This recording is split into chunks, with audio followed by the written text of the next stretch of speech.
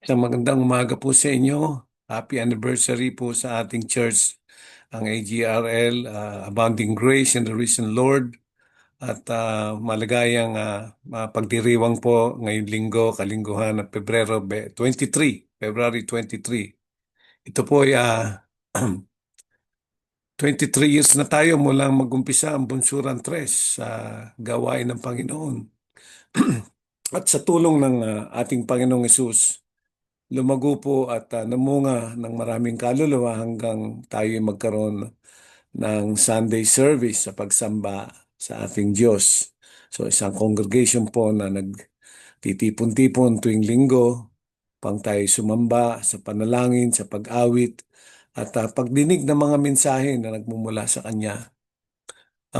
Noong Pebrero 2003, pinanganak po ang isang payak na simbahan na kilala ngayon bilang Abounding Grace sa lugar ng Bunsuran Tres, Pandi, Bulacan po. At bago pa man ito maging na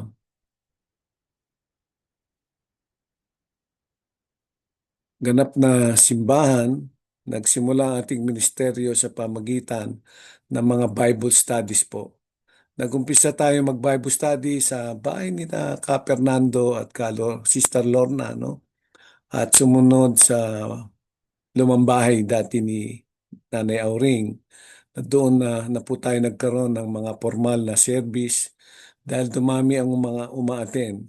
At sa pamagitan ng kanyang uh, kanga generosity, nagbigay po siya ng lugar para sa atin at ginawa natin ngayon ito pong lugar na ito sa pagtitipong tuwing linggo. Ano? Pero nung una, ang mga gawain ni nagaganap po sa gilid ng gilingan ng bigas ni Kaoring. At di kalaunan, pinahintulot na niya na magtipon tayo sa loob mismo ng gilingan ng bigas. Nagkaroon po tayo ng pagkakataong magdaos ng tatlong worship service noong araw. May Sabado at may Linggo. Yung kika Kanida at sa Balagtas po. Dito nagsimula ang pagtuturo, pagbabahagi ng salita at pagbubuo ng isang komunidad ng mananampalataya. Sa bawat pagtitipon, dumarami ang mga dumadalo hanggang sa kalaunan naging regular ang ating worship services. Isang hakbang na nagpatibay sa ating iglesia at lumaki at lumalim ang pananampalataya. Sa mga unang taon, ang mga worship services ay ginaganap tuwing Sabado po ng hapon, hindi po Linggo. Isang maliit, ngunit makabuluhang pagtitipon po. Nang maramdaman natin na ang pangangailangan na mas maraming miyembro ang gustong dumalo at maayos na daloy ng gawain, nilipat po natin ito ng Linggo ng hapon. Hanggang sa kasalukuyan na ginaganap na natin to tuwing 9:00 na ng umaga na nagbigay daan po na mas maraming pamilya at individual na mananampalataya ang makasama at makalahok po, no, sa pagsamba sa Panginoon. At bago pa man makilala bilang Abounding Grace, ang ating iglesia ay dumaan sa iba't ibang pagbabago ng pangalan. Habang lumalaki mula sa munting simula, bawat pangalan ay sumailalim sa pagunlad, no? At nagkaroon ng matibay na pananampalataya, pananalig at ng mga nagtatag at ng ating komunidad hanggang noong Marso 13, 2021 ay salamat po sa Diyos. Tayo po ay naging opisyal na nairistro sa SEC itong iglesia natin sa pangalang Abounding Grace of the Risen Lord. At meron po tayong layunin. What is the goal?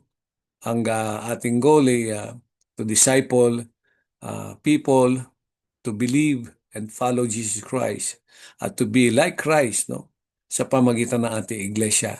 At may pangitain po tayo na maging instrumento po tayo sa pagbabago ng ating komunidad, lalo-lalo na yung mga tao na magbago na magkaroon ng takot sa Diyos at magkaroon ng pananampalataya kay Jesus.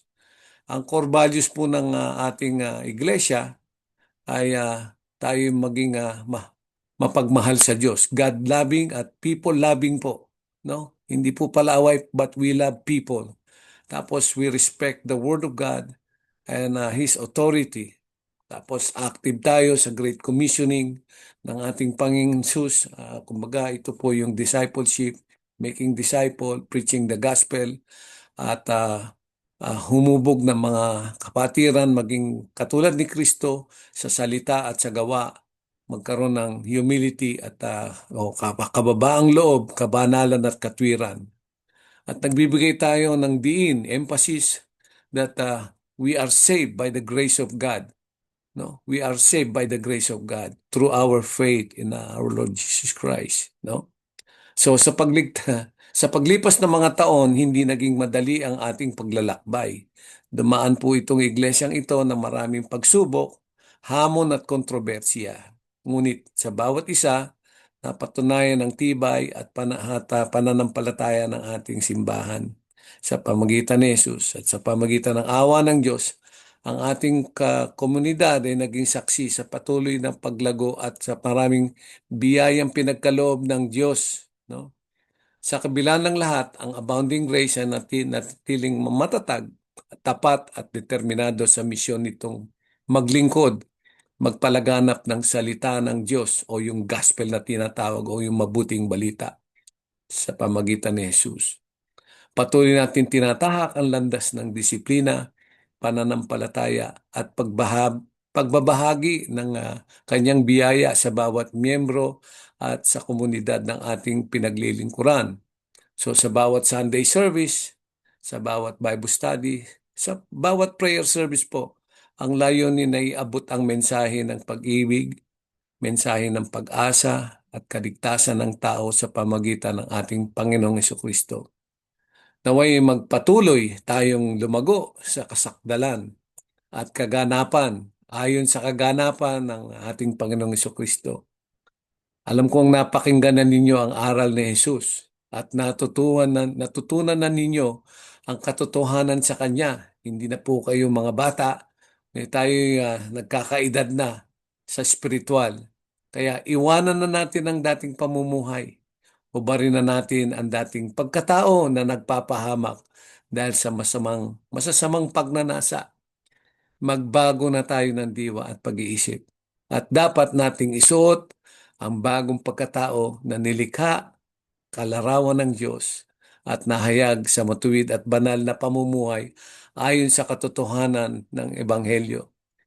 At idalangin kong palakasin niya ang inyong mga buhay, espiritual ayon sa kayamanan at kadakilaan sa pamagitan ng Espiritu Santo.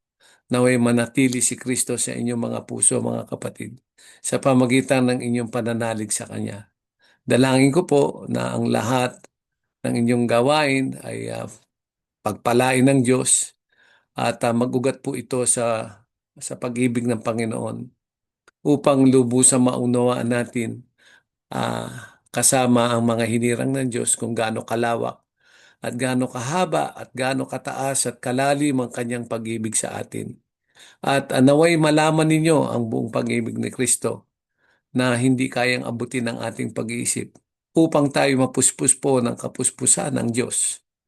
Ngayon, sa pagdiriwang ng ating anibersaryo, 23rd anniversary, sama-sama po tayo magpasalamat sa walang hanggang paggabay ng Panginoon. Naway pagpalain kayong lahat sa bawat miyembro na patuloy na naglilingkod at sa bawat buhay na nagbabago ayon sa katauhan ni Jesus dahil sa kanyang masaganang biyaya. Naway patuloy tayong lumago, lumawak at maging ilaw ng mundo at may matibay na pananalig sa ating Panginoong Jesucristo. God bless you all and happy anniversary sa inyo. Mabuhay ang ating gawain dyan at taas nyo ang pangalan ng ating Panginoong Hesus. Sa lahat ng ito, Panginoon, ay binibigay namin ang pinakamataas na papuri sa ating Diyos. In Jesus' name, we all say Amen. Amen. Praise the Lord.